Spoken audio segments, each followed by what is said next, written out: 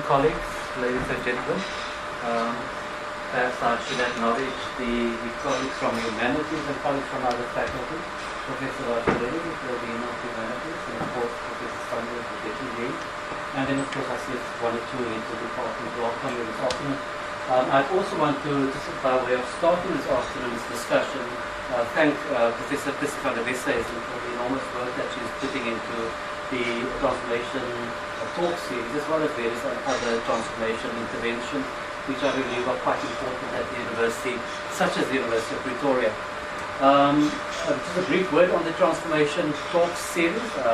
I'm hoping that the talk series will take off, in leaps and bounds as we progress through this year and into next year, because I think that the objective of this series is quite important.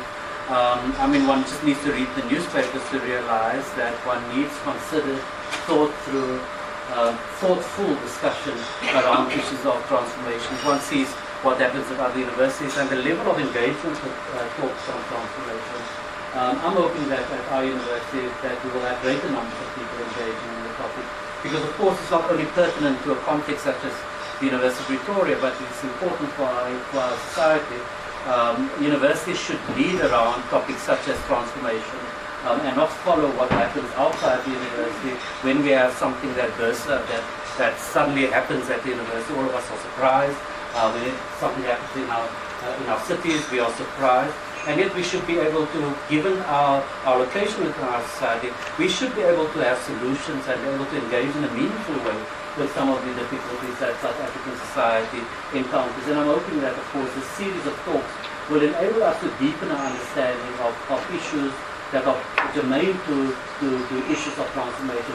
In other words, issues of non-racism or anti-racism, issues of racism where it occurs in our society, issues of gender, issues that affect differently abled people or disabled people, and so forth. And I do expect, and I do know, Christy, that we will cover the whole gamut of topics as we proceed. Having said that, this is one of the angles we want to take around transformation. I hope that with the other interventions that we will increasingly have a large group of scholars who in fact make it a point of engaging with this topic, so as to push the university forward, push our society forward, so that we can, in our lifetime, reach a society where I suppose people's opportunities in life are not as over-determined by issues of race, issues of social class, and so forth, because those issues will become much less salient than what they are. I must also then thank the Faculty of Humanities for having agreed to host the series of talks. I do think it's important.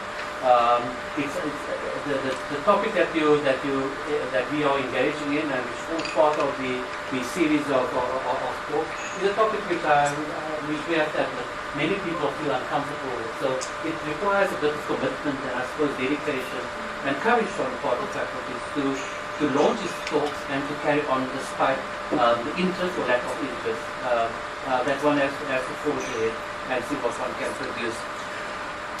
Colleagues, now I'm going to hand over to the speaker, because we came actually to listen to Dr. Peace Kiguwa, who is going to present a paper called Critical Moments in Process of Social Exclusion and Inclusion, Black Students' Narratives. If it is close to a presentation which she had presented at another forum, then I can tell you at the outset already it's going to be a fairly thought-provoking and interesting, challenging presentation that she will give us this afternoon. Just a bit about Peace. I'm going to depart Peace, and I'm sure you're going to be a bit miffed with me, but I'm going to say it nonetheless. Peace and I got to know each other several years ago. I'm not going to say exactly how many years ago, when Peace was an honor student in psychology at the University of Venda. Ultimately, I landed up at the University of the Witwatersrand, and I encountered Peace at the University of the Witwatersrand. And through, in all these phases of our careers, Peace and I worked fairly well, even though Peace's scholarship was in a substantively different area to mine. What I can say about Peace's scholarship is that it is off the beaten track very frequently, and that it is very, very exciting. And so I always anticipate a thought-provoking presentation, and I know that Peace is going to talk. But let me get through some of the standard stuff that we say about each other at presentations such as this. Peace is a senior lecturer in psychology in the School of Human and Community Development at the University of the Witwatersrand in South Africa. Research interests include gender and sexuality, critical race theory, critical social psychology, and teaching and learning. Peace lectures social psychology and gender studies in the Department of Psychology at this university. Her current research projects include young women's leadership in higher education and the destabilizing heteronormativity project with the African Gender Institute at DCT and Action AIDS International. She has co-edited 3 books, including The Gender of Psychology and Critical Psychology. And in relation to the last book, I mean, that was quite, I mean, that the critical psychology in the South African context was the book that Peace had co-edited with someone that you all know, their book really shifted the terrain in psychology. So it was inserted into the South African Academy at just the right point for us to start questioning things that I suppose all of us take for granted as being fixed. And so the book did an enormous amount of good for psychology and for a small movement within psychology that wishes to do an alternative psychology. The textbook piece was developed in the early part of the millennium, but it's so widely prescribed at most of our universities. In fact, it remains the only really substantive critical psychology volume in South Africa. Peace has written various other books and articles. I continue with the reading of my little scriptlet. Both the books that I've mentioned have attracted much attention and are currently widely prescribed for psychology students. Furthermore, Dr. Kiguwa has published widely in both local and internationally accredited journals. She is currently co-editor of the accredited journal Psychology and Society and co-editor on 3 special issue journals currently in press. Ladies and gentlemen, colleagues, friends, it is now my pleasure to invite Peace to take to the podium to present her lecture. Thank you, Peace. Thank you, Norman. I'm going to begin today with just a note of thanks to Tanita there at the back, Marinda, who cannot be with us today, Christy, Norman, and thank you to the faculty for inviting me to be part of your conversation. If my students were in the room today, and if some of my colleagues were in the room as well, they would tell you 2 things about me, if you ask them any quirky information about myself. One is that I am a storyteller and I love to tell stories. But they will also tell you that I happen to be very passionate about one particular storyteller, Toni Morrison. So you will bear with me if I start this talk with some notes from Toni Morrison, and this comes from her Nobel lecture, and she tells a story. It is the story of an old woman and a bird and a group of children. This old woman is blind, poor, and she lives in an isolated part of the community. She is known for her wisdom throughout the land, and people travel from far to come listen to her and to consult with her. Now one day, this old woman, this poor blind old woman, is visited by a group of children. And they have heard all of these stories about this wonderful, clever old woman. And they visit her and they ask her one important question. The question is, we hold in our hands a bird. Can you tell us if the bird is alive or dead? Now bear in mind that she's blind. The children pose this question to her and she is silent. They repeat their question. Can you tell us if the bird in our hand is alive or dead? After a bit of silence, she thinks, and she thinks about a lot of things.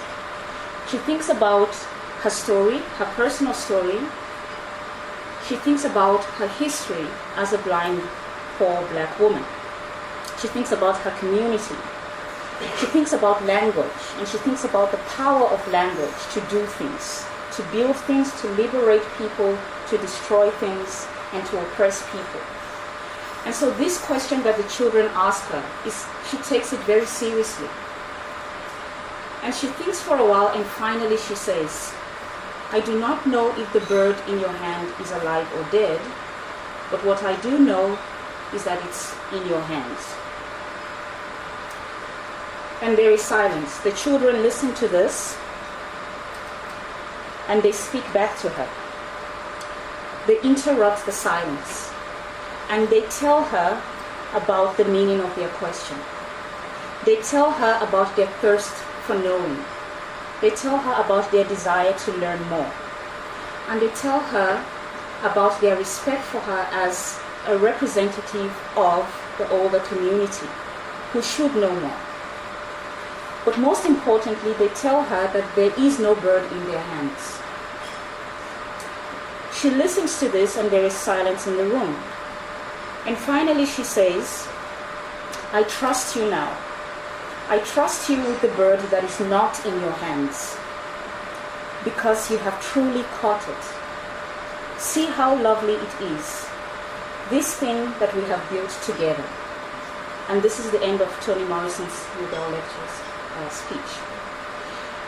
And over the years, I have been fascinated with the story, but also what it could possibly mean.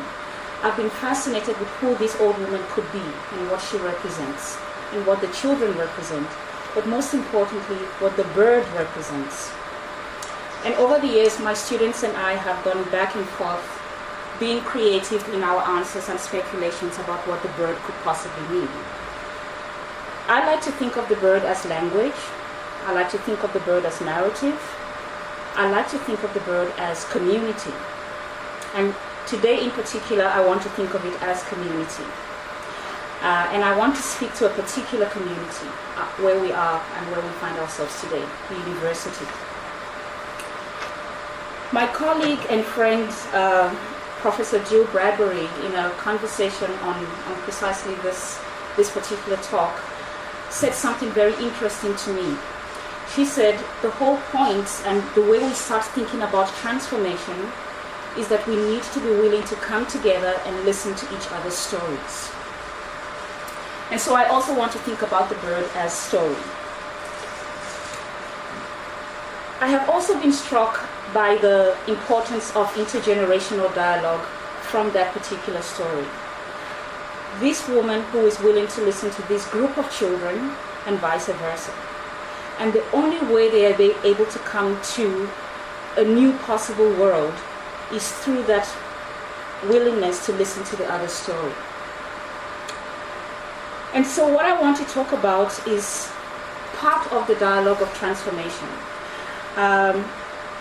And I want to start with a disclaimer. I know I get usually frustrated in a lot of these kinds of meetings when people talk in the generic term. So when I talk about the black student, I want to quickly just point out here that my reference to the black student in no way implies a kind of homogeneous black experience of the students at university. But I also want to talk about what it means to listen to each other's stories during moments of discomfort. And my entry to that is starting to think about what the current crisis of imagination in terms of transformation discourse currently entails. Predominantly, transformation is spoken about as a numbers game. So it's all about increasing representation. And I want to argue that we need to move beyond this current imagining of transformation. This is important, but we need to move beyond this as well. I also want to move beyond the current transformation discourse that generally tends to articulate with what I call the corporate side of university, which is basically throw money at the problem. Once again, I think this is important, but I think there are other kinds of dialogue that needs to happen, that should be happening. And part of my way to get into this is starting to think about not just should we include certain bodies in certain spaces, but how are certain bodies included. And what I want to talk about today is this process of the how, right? This qualitative process and what that actually means. So, this is based on my doctoral research, which involved trying to understand how black students at a predominantly white institution are navigating social and academic space. And part of my aims was to try and problematize, to paraphrase Du Bois here, what does it mean to be defined as a problem, right? What does it mean to navigate space as a problem? In particular, I'm thinking about the predominant discourse that is rife when black students enter spaces, varsity spaces that are predominantly not carved out for them. What does it mean to be a body out of place? I also want to think about these different moments of exclusion and inclusion as a body out of place. How do I navigate my space in light of the predominant discourse around throughput and student at risk that are always often racialized? I have relied on a number of theoretical tools to help me think about this. The work of Noah Pua, in particular, attempts to theorize what it means to actually navigate social space. How do we move through spaces? How do we engage with processes of belonging and exclusion in these spaces as bodies out of place? Thinking about Sarah Ahmed's work has been very useful for me in terms of engaging with this idea of a body out of place. Sarah Ahmed in particular focuses on this idea of emotion. And she argues we don't just occupy space, there are particular emotions that accompany our occupation of spaces as particular kinds of bodies. More than this, she argues that these emotions are key to understanding how different bodies will not only navigate spaces, but will engage these different moments of inclusion and exclusion. The work of Bourdieu has been particularly useful in terms of thinking about how identities in particular get reproduced within these different spaces. But more than that, how these different reproductions of identity in many ways reinforce particular status quo. And lastly, I've been very interested in a lot of narrative work in terms of trying to track trajectories of people's movements in and out of space. So very quickly what I did was track a group of students before university, students coming in from high school, right through their undergraduate years and into postgraduate masters, honors masters and PhD. So it was quite a lengthy process of data collection. But I wanted to understand the shifts in narratives, the shifts in identities, and the different moments of navigating spaces and engaging with one's identity and the identity of the other. My focus was the navigation of black student bodies within the academy, but more than that, I was very interested in the idea of the emergence of racialized subjectivity. How does the black subject emerge? And emerge in particular ways. How does the black subject emerge as a body out of place? Because this is not a given. So what are the processes that go into that moment of exclusion and inclusion? I was very interested in the kinds of performances that this positioning of being a body out of place tends to call for. What performances of race subjectivity tend to emerge or intersect with this emergence of being a body out of place? How do different black students perform race, perform blackness as a way of managing their occupation and navigation of social space? But I also wanted to start thinking about whether or not these strategies were in fact effective and what ends they actually serve. My interest as an academic and someone rooted in teaching and learning is that I'm very interested in the cultivation of academic citizenship. How does that happen? And if we think about these different performances of race subjectivity, in what ways are they a deterrent to the emergence of academic citizenship or not? I wanted to understand what all of this means for transformation within the academy more generally. So, thinking about this context of bring students in, and support them in these different particular ways. Beyond that, how do we ensure that students actually come to inculcate an academic identity? How does that happen? This is from the work of Poor. When black bodies enter white spaces, there is a collision of representations. And just back to my colleague's idea of two different groups of people coming together, and the willingness to hear and listen to each other's narratives. There is a gap in between. My background is in social psychology, and as a social psychologist, I am interested in that gap. I want to know what happens there. What is it that stops us from listening to each other's stories? What is the collision of representations that happen?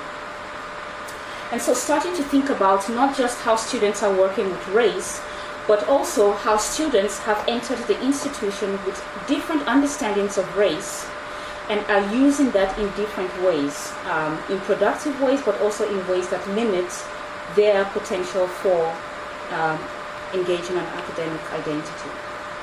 I'm also very interested in the interface of race identities with class, but in particular the emotions that seem to accompany this.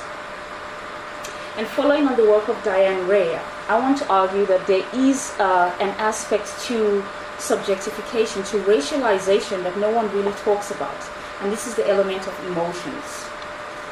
We can talk about race as discourse, we can talk about race as practice, but we very rarely talk about emotive component of race.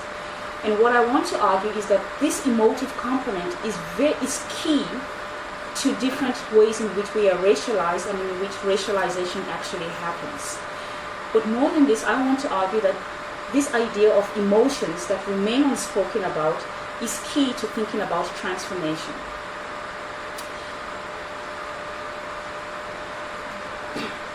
So this comes from some of my thoughts around the data.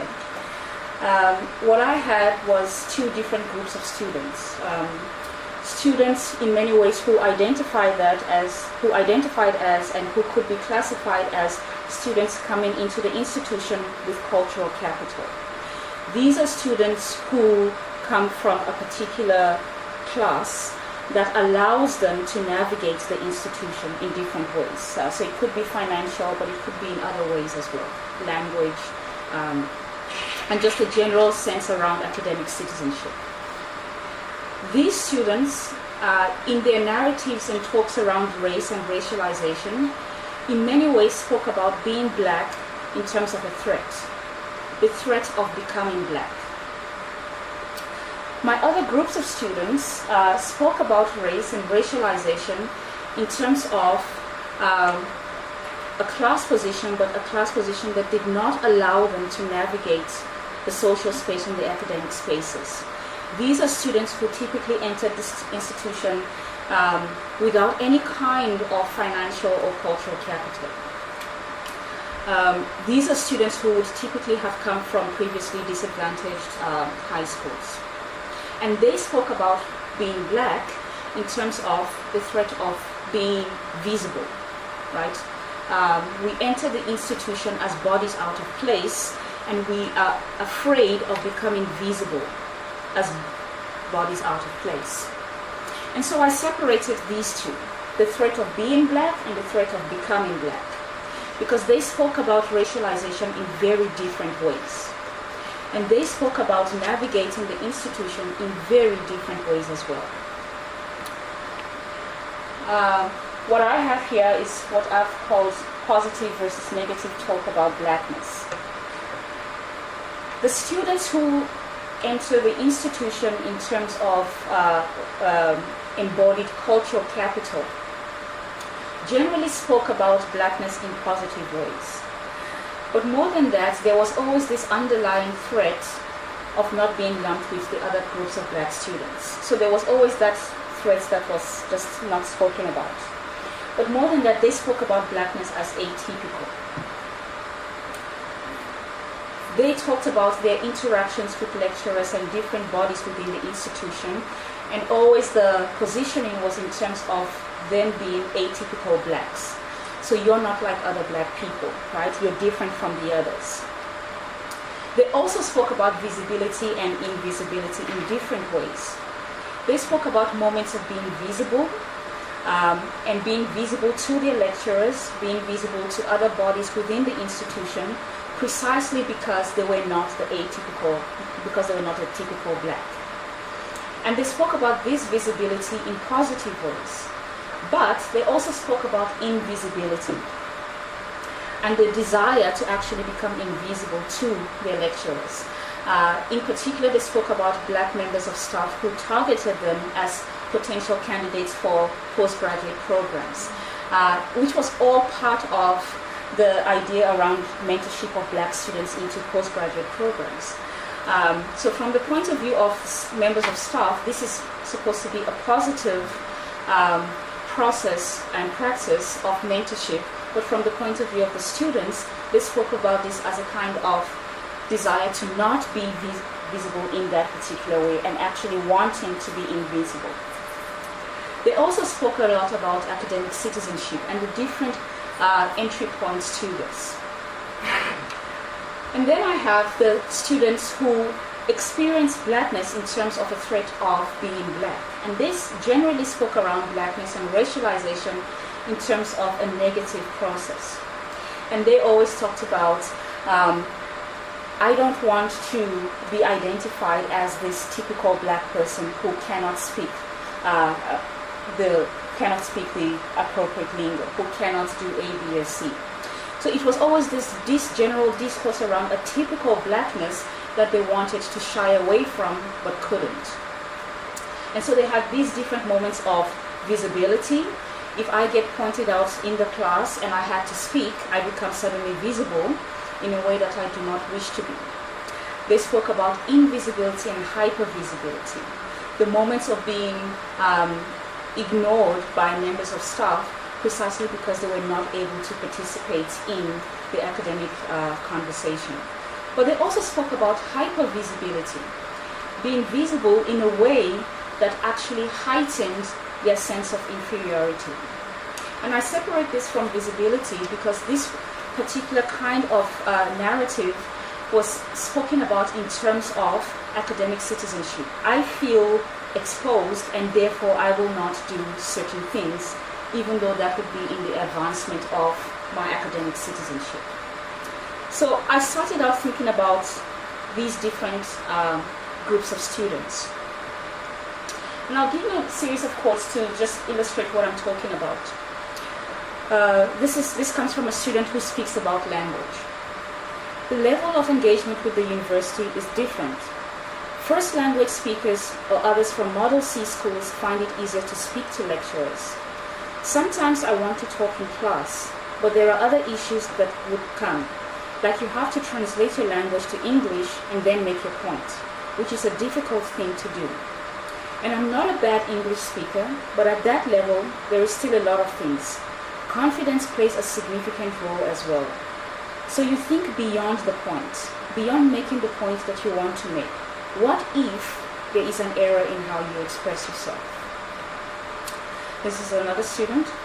I feel so much shame when I have to talk in class, especially if I am struggling to explain myself. And it's not that I don't understand the discussion. I cannot talk in the language that will make them understand me. Not all the time, but yes, mostly I cannot talk. Language for me is a big deal. I am not fully able to express myself to my lecturers or tutors, and it's easier just to not engage at all.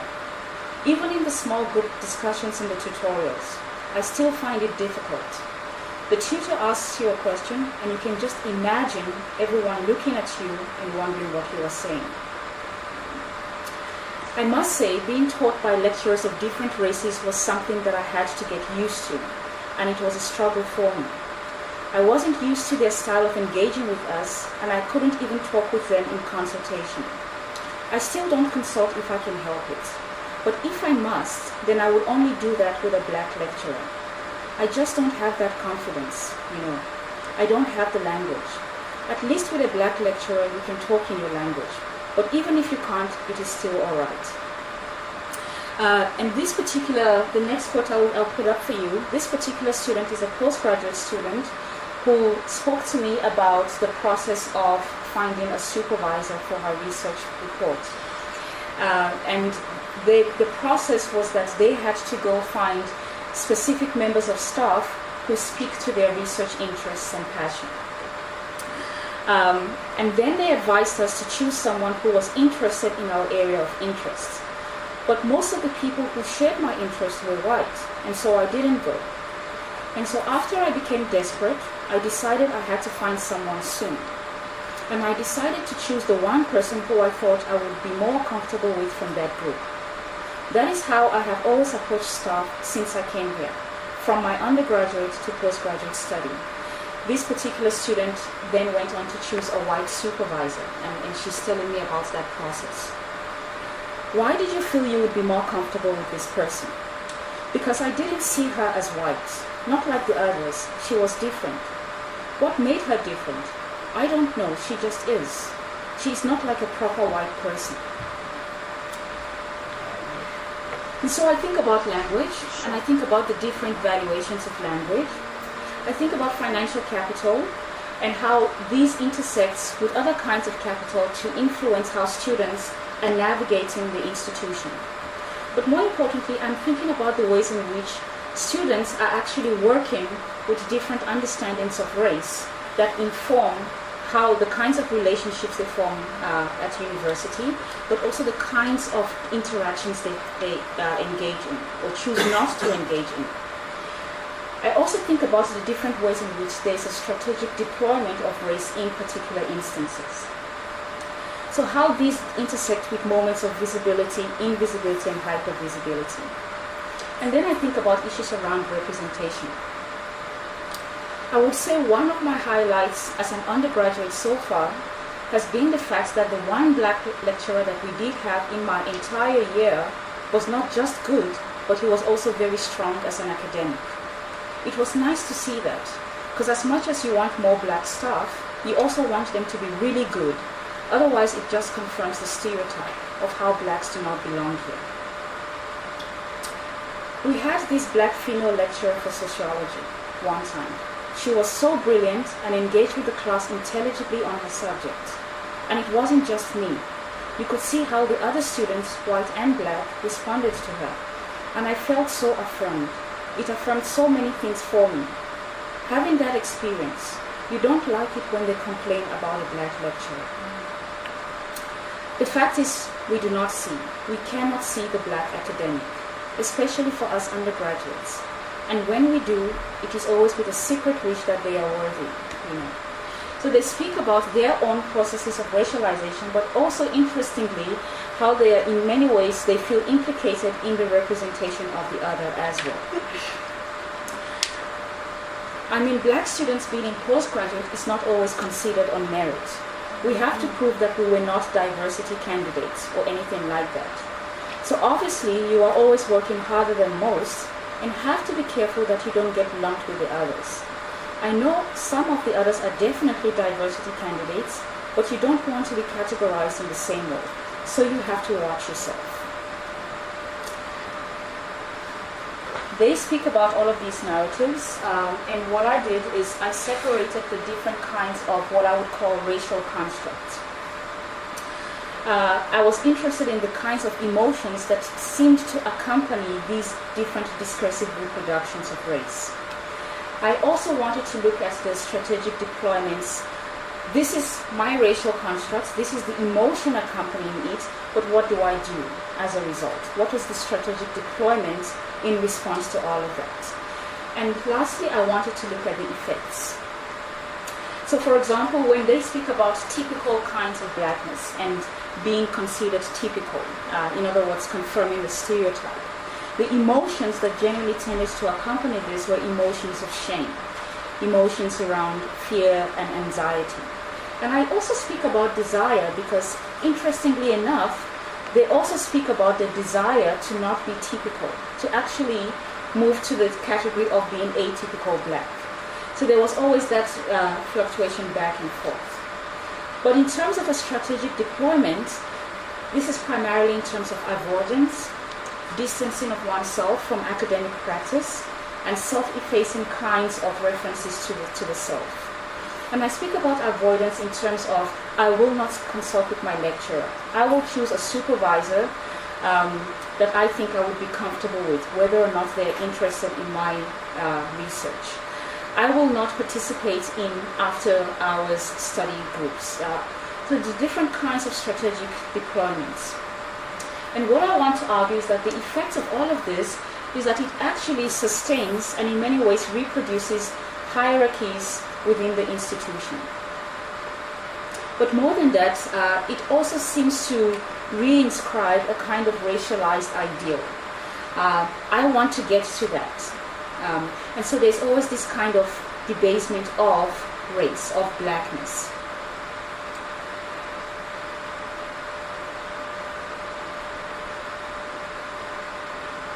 So, where do I want to go with all of this? I'm very interested in emotions. I am very interested in what emotions do. I am interested in what emotions do in terms of hindering the transformation agenda. And I speak about these emotions as debilitating, right? Emotions of shame.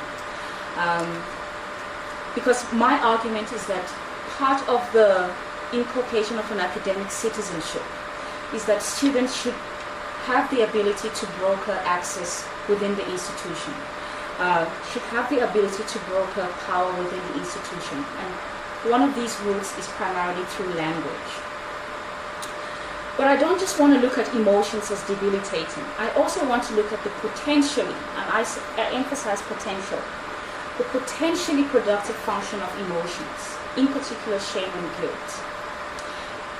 We can't do away with emotions of shame and guilt. So is there a way that we can actually bring these emotions to bear in ways that would actually serve the transformation agenda?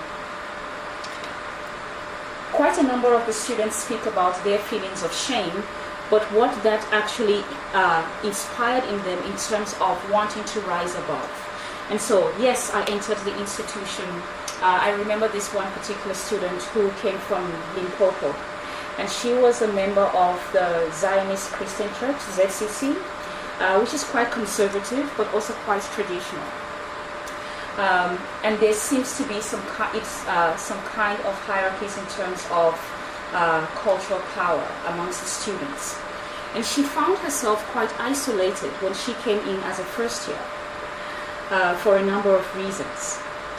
And initially she had been housed in a student residence that was a mixed student residence. And so she had experienced quite a severe culture clash. And she felt very alienated, not just within her peers, but also more generally within the institution. And she said she struggled very hard a lot in her first year. And when I asked her, what did you do? Because at the moment of the interview, she was an honors student in international relations. And she said, to quote unquote, she said, I hustled. I had to quickly learn the rules of the game, and I had to garner my emotions around shame and find ways to actually navigate the institution. And she said part of that was learning which particular bodies, student bodies, and which particular members of staff would be actually very strategic to know. So there are ways that students actually become strategic in how they choose to form interactions and what relationships they form within the institutions. But this is an example of a student who took her emotion of shame and actually used it in ways that counteracted the potential of her non-implication of an academic citizenship. I also want us to think about, to broaden our imagination around transformation beyond the numbers game. And part of this would mean that we engage structurally, obviously, but we also need to start engaging creatively. What would transformation look like beyond bringing bodies of people into the institution? I want to argue that we also need to engage with the psychosocial. And part of the psychosocial is paying attention to these emotive aspects of racialization. I also want to start thinking about curriculum transformation, and once again, this is rooted in my interest in teaching and learning. What does it mean when we speak about transformation of the curriculum? When we have bodies of students in our lectures who feel alienated from what we teach. I do not believe, and it might be a controversial statement to make, but I do not believe that we need to do away with the canon. It will get us nowhere. So maybe we need to start thinking about intertextuality. Can we bring different bodies of knowledge in debate with each other? Is that one way we can start thinking about curriculum transformation?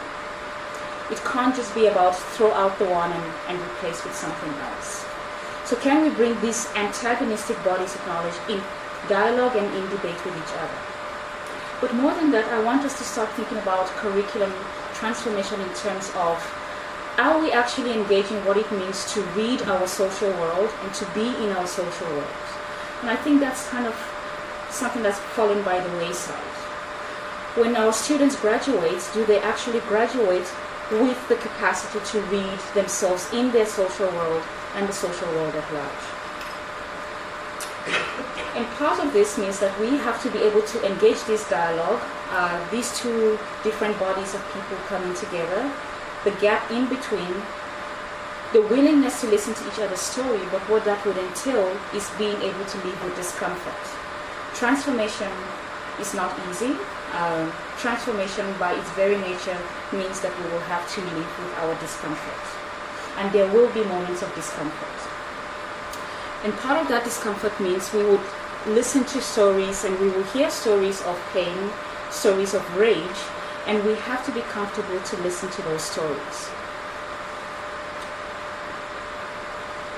I also want to think about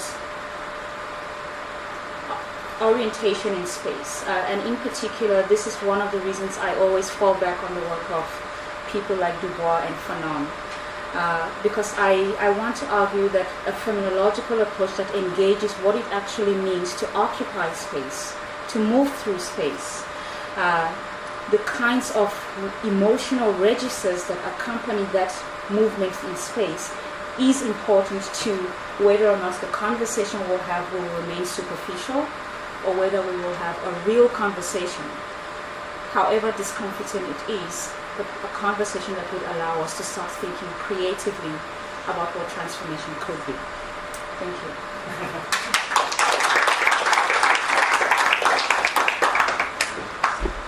Thank you so much, Peace. I've just actually made my 5 minutes on. So this is very impressive to actually have a speaker who's presenting us with such a rich and wonderfully thought through piece of work, and then she also finishes like way in advance for the end. So thank you for a wonderful address. And I think what stood out for me also particularly is this whole issue of bringing in the emotive component as key to racialization, and therefore as key to how we think about transformation. That really stood out to me as very important. And then the issue of the kind of strategies that students then adopt, and how some of these strategies can actually have the effect of a kind of a distancing, and along with the debasement of blackness, which then inadvertently, because I'm sure that's not the intention, but inadvertently then, in a sense, props up the existing unequal power relations that you have in the institution. And I did think that, and I totally agree with you. I thought you ended on a very important note around the fact that transformation is discomforting, and when we feel comfortable, then it's probably not transformation. And I think it is about challenging ourselves to really having those discomforting conversations with each other.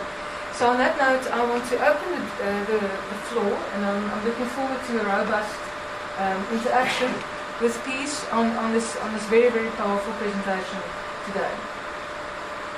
Please introduce yourself before we ask a question. Hi, I'm Helen Ingalls. I'm a lecturer in mechanical engineering. I was interested in the construct of academic citizenship as a kind of,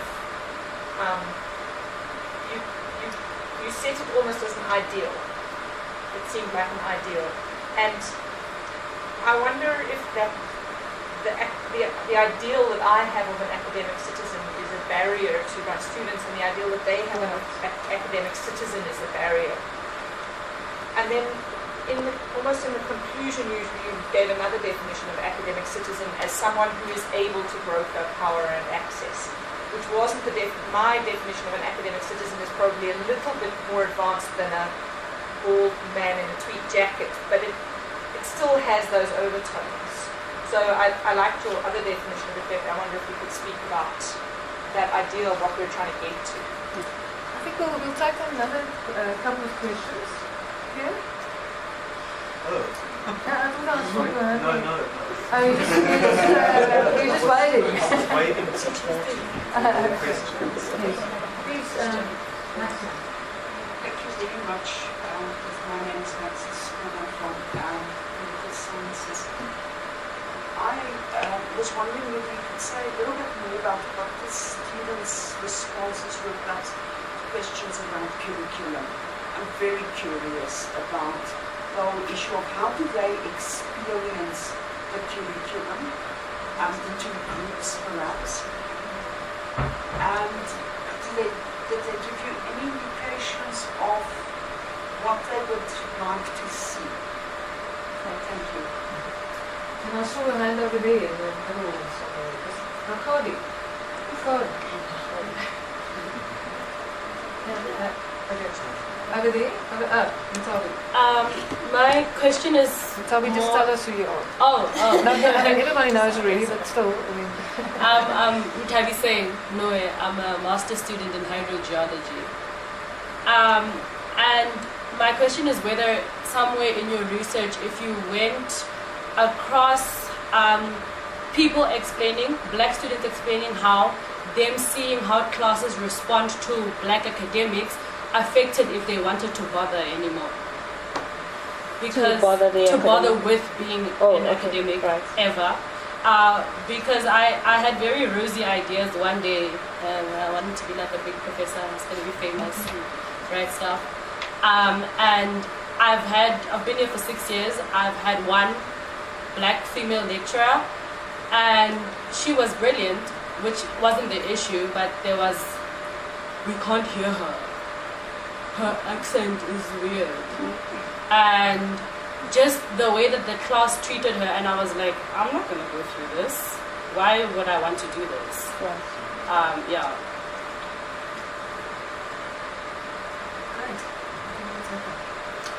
Okay. Thank you. Helen, your question around academic citizenship and whether or not it's an ideal. Personally, when I think about academic citizenship, it is something of an ideal. And very interestingly, when I think about the institution, the academy, in many ways I think about the ways it should be transformed, and it needs transformation. We do need to transform, but there is something of the conservative in me as well, that believes we are here to impact something to the students. So we are the old women. We have something to impart to this group of children, if you will. And so that conservative aspect of myself believes that there are certain traditions and ideals that must remain in place, if you will. And part of our task as academics is to transmit knowledge, but also transmit the capacity for students coming into the institution to become academics of the future as well. So my ideas and my working around academic citizenship is always in terms of an ideal. Having said that, I also think about academic citizenship in terms of the actual day-to-day practices that we actually engage in, that in many ways are actually detrimental to this ideal. And not just students, but also ourselves as members of the academy. there are certain practices that actually make knowing impossible, that actually puts a stop to the ability for students to learn from us. But more than that, that actually makes it impossible for us to carry on knowledge, and not in static ways, but actually knowledge that allows us to read the social world. If we graduate students who think like us, if we graduate clones of ourselves, then I don't believe that we have actually done anything worthwhile. We want to graduate students who are able to challenge and to question us, and to question the academy, to question knowledge and what knowledge is able to do. And so that is my other take on academic citizenship.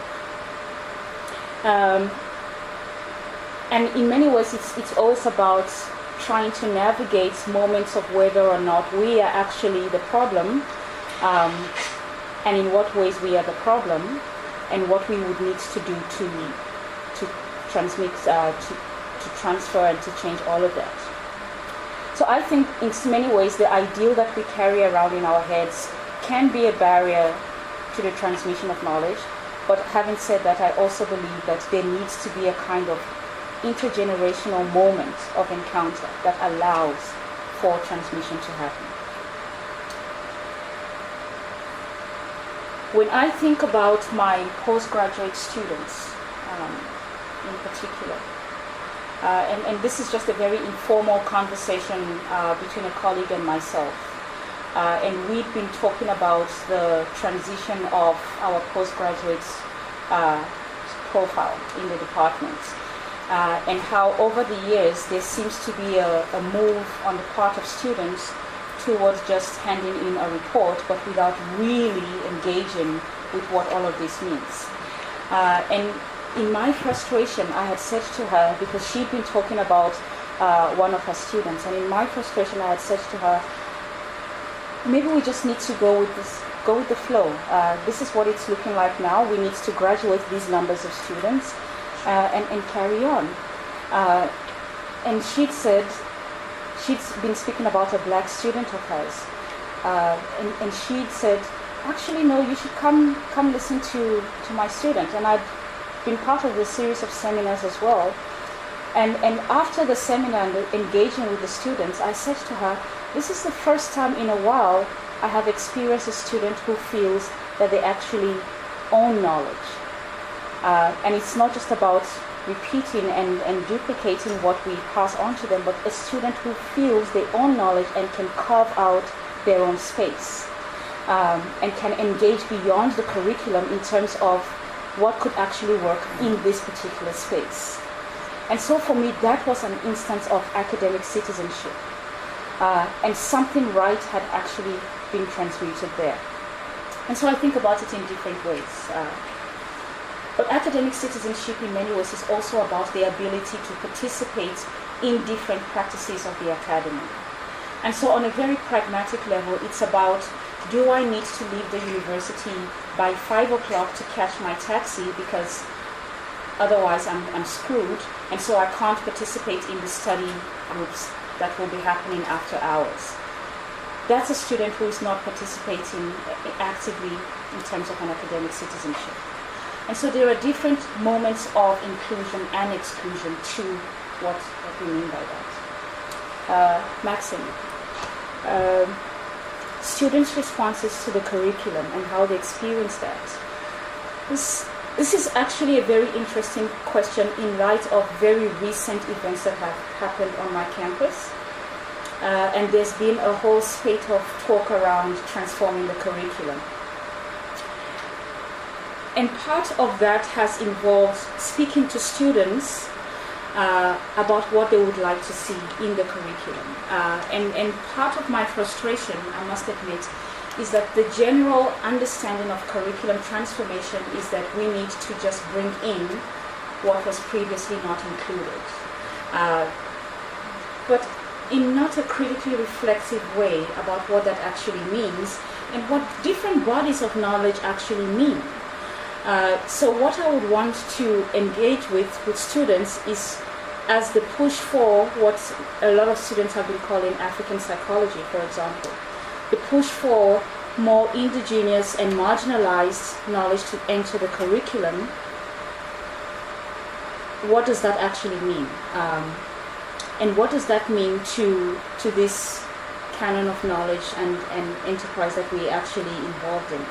So the way they generally think about it is in terms of bringing in and throwing out what has always been there. But I think we need to think imaginatively about that.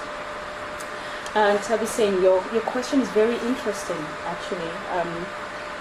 Black student responses to staff. Generally, when I speak to students about wanting to become academics themselves, the first point of reference is how much do academics actually make, right? But moving beyond that, it's also been about, I do not believe that is my place. And it's never been in terms of I have seen this black member of staff treated in this way, but it's just generally been, it's not for me, it's not my place. And part of what I'm really keen on when we speak about transformation is how do we destabilize that kind of thinking, that certain spaces belong to particular bodies and not my body. Part of it, I think, has a lot to do with representation. It was very shocking to me, speaking to my undergraduate cohort. A student can actually go 3 years as an undergraduate and only have had one black member of staff lecture to them. So part of that is representation. They don't see it, it doesn't form part of the imaginary in terms of thinking about this could be a place for me. But also I think in many ways it has to do with how students are thinking about the academy more generally. How are thinking about the role of the academy. And not many students are buying into the idea of this as something that belongs to them. And I think that is very disturbing, and it definitely needs some kind of shift. How we do that, I'm not too sure. Thank you so much. I'm feeling a bit awkward sitting, being the person who's sitting, so I think, I don't know if you want to take a break. Unfortunately, we've got one sheet for some reason. Elodie? Yes. Jacob Meyer, and I'm working in theological anthropology, how we use our bodies to make meaning. Right. What struck me was the absence of guilt and shame with the one group. Sorry? The absence of guilt and shame Right. in the one group. And I think the notion where there was resentment or Yes. that can you explain a little bit about that? Okay. And I've been rereading the book of Jonathan Jansen, Knowledge in the Blood. But it argues that with a certain generation of white Afrikaans students or perpetrators, that is actually underlying the bravado, also a lot of shame and guilt. Yes. And how can one connect this to, if you say that one can work with that emotions of shame? Another question? Thanks very much, Peace. Lenny Judge, an imposter from the University of Western Cape. I wanted to pick up on your point around the emotive components of race. And it seems to me that one of the modalities through which that's being related now is through discourses of black suffering. I'm thinking particularly around mobilizations on the UCT campus, which I'm quite familiar with, and thinking about that narrative of black suffering as a direct material effect of racism. And I'm interested in how you think that might be productive. The productive value and possibilities of that kind of emotive articulation, particularly in doing some of the work that you're talking about in shifting this place in which certain bodies feel out of place. Let's take another question. Professor Dunn. It is, I did find your argument about basic education in teaching and learning for very comforting. We have navigated that later, particularly like data,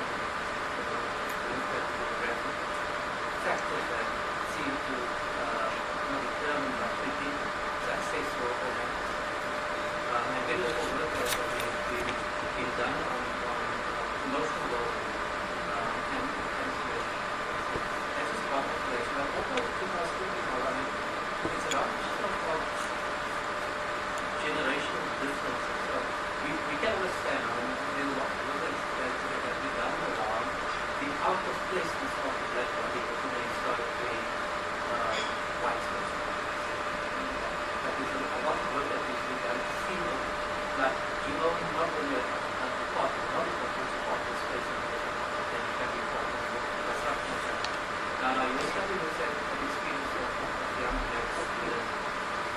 It's very interesting, I think, to look at this generation of white students. To see how do they experience this place? I have no idea what is the response is. But, and also to look at, the way we should also structure. Do they, what the structure was, does it all support them out of this?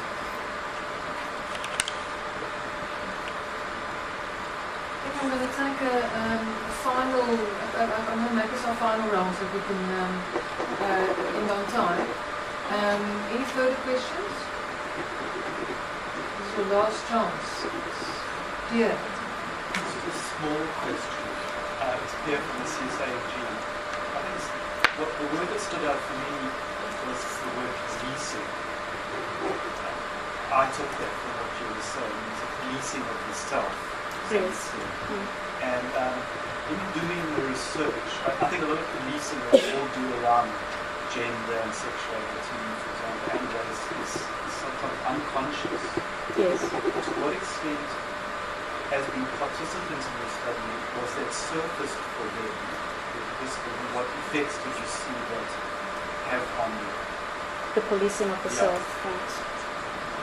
The realization of the police. Chloe.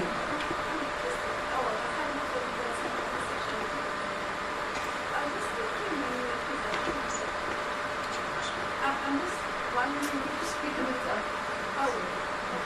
I was just wondering how far can, in terms of the strategies that black students apply, feeling that how much can they do in institutions, and how much should the institution change actually for them to get to a point where they can work with students?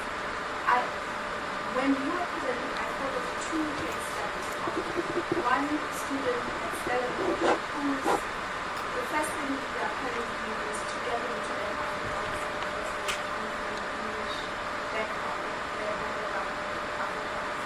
They did very well, but she came back home and stories like, when I go with my friend from Stellenbosch to go and consult the lecturer, he doesn't pay attention to me as much as they do to the white students. So even that strategy of trying to learn a language does not allow them into this space. The other student is a Kenyan student whose parents said they are not prepared to have paid money at Stellenbosch, and this student has to now learn. But the student then said, no, I want to be here and I'm going to create those strategies of belonging to this space. But she was also rejected. So I'm just wondering emotionally how much can the student do in order to belong. Okay, that's it. That's any other, Carol, you seem very excited. I'm very emotional. Yeah. So let me rather. Can I take it? Okay. I think my other issue is then when black students highlight their issues and how the powers that be interact with our issues. Because we are rowdy, we are militant, we're just really frustrated. And there is this broken relationship between us and the powers that be, and it just feels like the people who have the capacity to change our university environment are being complicit and they're just leaving us. So there's a learned helplessness of sorts, because it's like, okay, I might as well just get my degree and leave then.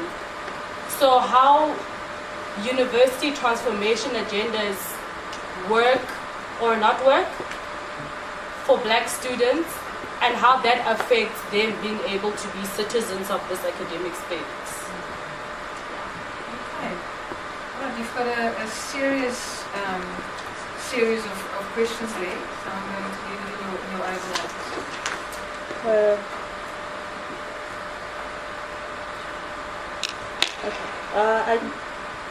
I think my reading of your question was, you talked about the absence of guilt and shame in the one group, and the emotions around resentment.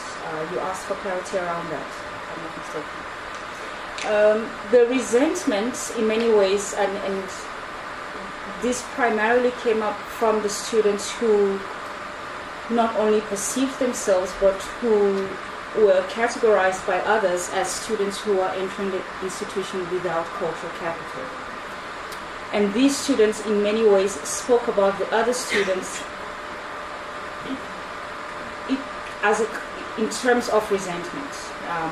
And they basically labeled these students as coconuts. And so, speaking about navigation of spaces, but also speaking about what it means to be black and racialization. And quite a lot of the talk and narrative was around who gets to be labeled as an authentic black.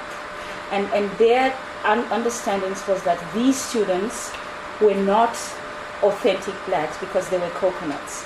But yet there was always the kind of underlying resentment in terms of what their status as coconuts allowed them to access within the institution. And so they would speak different moments about how this particular student is able to engage and interact very informally with the lecturer in a way that they're not able to. And how that in many ways allows them to succeed in particular ways. So there was always this, on the one hand, talk about what it means to move in this space, but also talk about what it means to be black. That seems to interface in different moments. And so the idea around resentment was in speaking about, I don't want to be that black kind of black who's a coconut, but I see what it allows me to accrue or not accrue. You also ask about how do we work with these emotions. Especially with this undercurrent of shame that goes with some students. Yes, and how do we work with them? That's the $1 million question, actually. That is a very difficult question. And part of its difficulty is that these emotions are not named. How do you work with something that remains unspoken? So we can come together. Social psychologists speak about this as a kind of stereotype threat. The idea that in my head I have an understanding and an awareness of the stereotype specific to my social group. So you have students entering the institutions who are aware that they have been labeled and positioned as students at risk, as problem students. You have these moments where different groups of people come together and stereotypes that exist in our head. Now the way stereotype theory works is that we are both aware of the stereotype. I'm aware of the stereotype and you're aware of the stereotype. More than this, I know that you're aware of the stereotype and you know that I'm aware of the stereotype. And I know that you know that I know you're aware of the stereotype and you know that... This is what... And we come together. And right sitting in between us is this whole level of knowing and awareness that no one is actually speaking about. But in fact, it's so fundamental to whether or not you and I will come away feeling that we have just engaged in a real meaningful conversation or not. But it remains unspoken. And how do you work with that? So I'm very interested in, like I said, these gaps in between and what we do with those gaps. And we have to find creative ways to do that. So I'm not really answering your question, but yeah, this is part of my interest. How do we work with these emotions that no one talks about? Because as long as we don't talk about them, we're always going to run around in circles about what transformation means and what race relations mean and what any kind of social change means, but we're never really going to get to the core of what's going on underneath all of that. Melanie, black suffering, and how can that be productive, if I read your question correctly? I think sometimes the power that emotions have is precisely because they remain unspoken and nameless, and they remain hidden. And as long as they remain invisible, that is the core of the power. And when we can vocalize it, when we can narrate our pain and our rage and our hurt, we go some way toward actually making them less powerful over different bodies and different moments of interaction. And so this idea of narrating and vocalizing Black suffering in many ways is actually productive to thinking about how we can begin to listen to each other's stories. It's not as easy as that though. It's not just a question of narrating and making visible what was invisible. It's also about being able to live with the discomfort. It's about being able to engage the rage. And you speak about how in many ways you were told, don't be so loud, don't be so noisy, and calm down. So there's almost a kind of policing of what that rage should look like, what that pain should look like in the hurt. And I'm not sure that we should police those.